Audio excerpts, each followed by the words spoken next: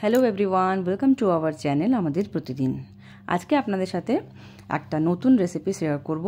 খুব কিছুদিন ধরে দেখছি এটা ফেসবুক ইউটিউবে খুব চর্চিত বিষয় কি আমলকির চ্যবনপ্রাশ। এর আগে আমি কখনো বানাইনি, এটা আমার ফার্স্ট টাইম বানানো। আগে বাড়িতে আনা হয়েই ছিল আমলকিগুলো, আর সেগুলোকে কি অন্য কারণের জন্যই আনা হয়েছিল। আমি হঠাৎ করে ইচ্ছে হলো কি বানাবো চ্যবনপ্রাশ, সেটার জন্যই অর্ধেকটাকে নিয়ে সেদ্ধ করে নিয়েছি। সেদ্ধ করে বীজগুলোকে সব ছাড়িয়ে নিয়েছে, ছাড়ানোর পরে এই অবস্থায় এসেছে।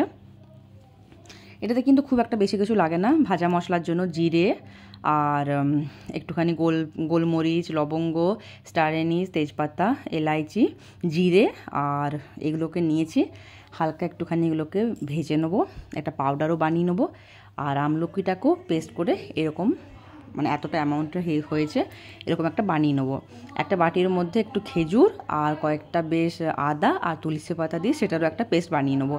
এবারে কড়াইয়ের মধ্যে একটুখানি ঘি দিয়ে নেবো। যারা ঘিয়ের গন্ধ নিতে পারে না তারা এটাকে স্কিপ করতে পারেন, তাহলে একটুখানি তেল দেবেন। আর আমি অল্পই দিয়েছি ঘি। এবারে ঘি দেওয়ার পরে ভালোভাবে আমলকিটাকে দিয়ে বেশ কিছুক্ষণ নাড়িয়ে নেবো। বেশ কিছুক্ষণ নাড়িয়ে নেওয়ার পরে এরকম একটা হয়েছে। এই সময় আমি গুড় অ্যাড করব। গুড়টা আপনারা একটু দেখে নেবেন কীরকম, আপনারা মিষ্টি খান যদি, কিন্তু একটু মিষ্টি লাগবে এটাতে, ওরকমই হয় টেস্টটা। আখের গুড় ইউজ করবেন। আর গুড়টা দেওয়ার পরে বেশ কিছুক্ষণ আবার নাড়িয়ে নেবো। এটার কিন্তু আঁচটাকে মিডিয়াম রেখে যত বেশি নাড়াতে থাকবেন তত কিন্তু কালারটাও চেঞ্জ হবে আর খেতেও কিন্তু ভালো হয় জিনিসটা। সেরকমই এখন ওটা কিছুক্ষণ বানানোর পরে আমি যে খেজুরের আর আদার যে পেস্টটা বানিয়েছিলাম সেটাকেও কিন্তু এর সাথে অ্যাড করে দিলাম। আরও বেশ কিছুক্ষণ সময় এটাকে নাড়তে থাকবো। আমি এই সময় গ্যাস থেকে নামিয়ে এটাকে ইন্ডাকশানের মধ্যে দিয়ে নিয়েছিলাম। আর যে ভাজা মশলাটা বানিয়েছিলাম সেটা এখন কিন্তু আমি অ্যাড করে দিচ্ছি।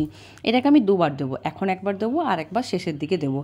এবার আর কিছুই না, একদম কম করে দেবো ফ্লেম, আর এটাকে বানাতে থাকবো। দেখুন কালারটা অনেকটাই চেঞ্জ হয়ে এসছে, আর একটুখানি কালারটা চেঞ্জ হবে, ডার্ক কালারের হবে।